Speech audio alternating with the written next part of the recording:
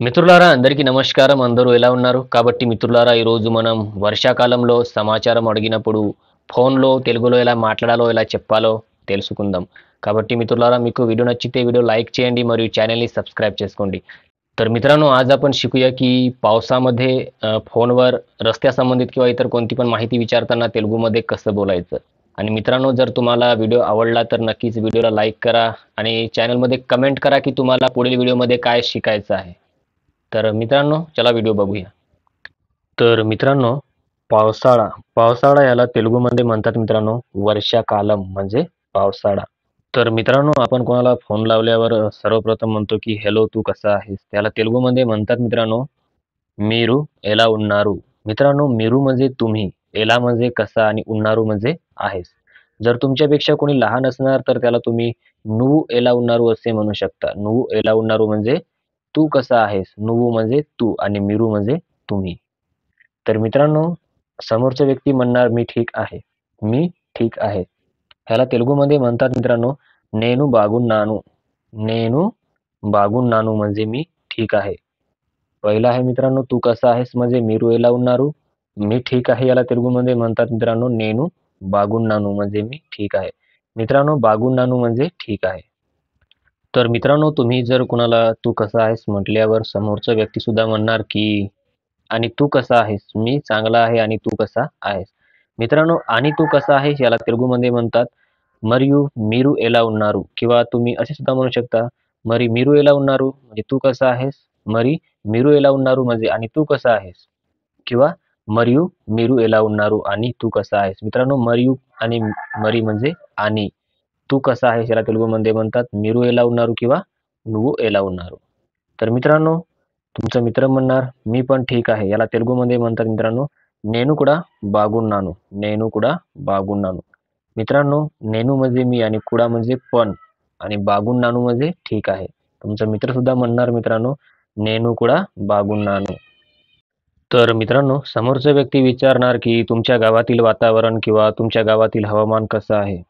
मित्रांनो तुमच्या गावातील हवामान कसे आहे याला तेलुगूमध्ये म्हणतात मी ఊర్లో किंवा मी గ్రామంలో వాతావరణం ఎలా ఉంది? मी ఊర్లో किंवा मी ग्रामंलो वातावरणम ఎలా ఉంది म्हणजे तुमच्या गावातील हवामान कसं आहे किंवा तुमच्या गावातील वातावरण कसं आहे.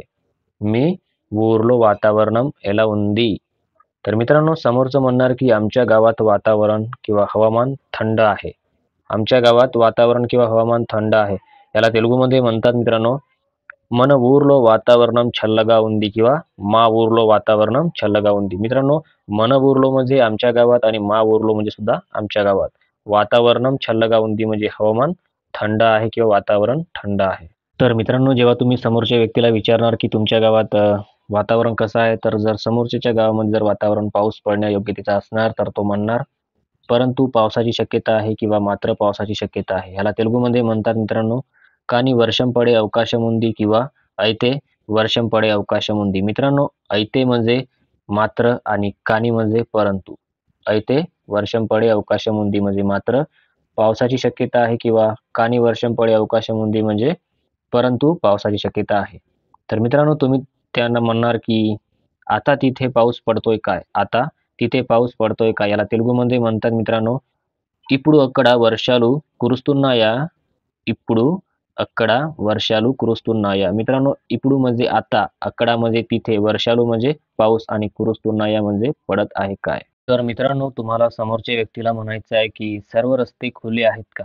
मित्रांनो सर्व रस्ते खुले आहेत का याला तेलुगूमध्ये म्हणतात अन्नी रोडलू तेरीची उन्नाया. मित्रांनो तेरीची म्हणजे खुले किंवा उघडे. सर्व रस्ते खुले आहेत का? याला तेलुगूमध्ये म्हणतात मित्रांनो अन्य रोडलू तेरीची उन्नाया म्हणजे सर्व रस्ते खुले आहेत का? तेरीची म्हणजे खुले. तर मित्रांनो सर्व रस्ते खुले जर असणार तर समोरची व्यक्ती म्हणणार की सर्व रस्ते खुले आहेत आणि जर बंद असणार तर म्हणणार नाही सर्व रस्ते बंद आहेत. याला तेलुगूमध्ये म्हणतात मित्रांनो లేదు అన్ని రహదారులు మూసివేయబడ్డాయి. అన్ని रहदारलू మూసివేయబడ్డాయి म्हणजे सर्व रस्ते बंद आहेत. मित्रांनो अन्नी लेदू अन्नी म्हणजे नाही सर्व. रहदारलू म्हणजे रस्ते. मूसिवेयबड्डाई म्हणजे बंद आहेत. तर मित्रांनो समोरचा व्यक्ती म्हणणार की पण सगळे रस्ते बंद का आहेत? याला तेलुगूमध्ये म्हणतात मित्रांनो అయితే రోడ్లన్నీ ఎందుకు ముసుగు పోయాయి. అయితే रोडुलన్నీ ఎందుకు ముసుగు పోయాయి. मित्रांनो, అయితే म्हणजे पण आणि सगळे रस्ते म्हणजे रोडुलన్నీ आणि बंद का आहे त्याला तेलुगूमध्ये म्हणतात ఎందుకు ముసుగు పోయాయి म्हणजे बंद का आहेत.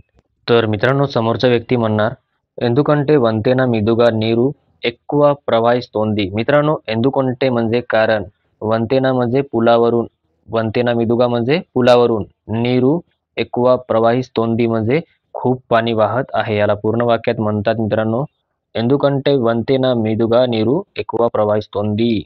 तर मित्रांनो, पुलावरून जर पाणी आहे तर रस्ता जर बंद आहे तर समोरचा व्यक्ती म्हणणार मित्रांनो की ठीक आहे, मी आज येणार नाही. याला तेलुगूमध्ये म्हणतात मित्रांनो, సరే ఈరోజు నేను రాను.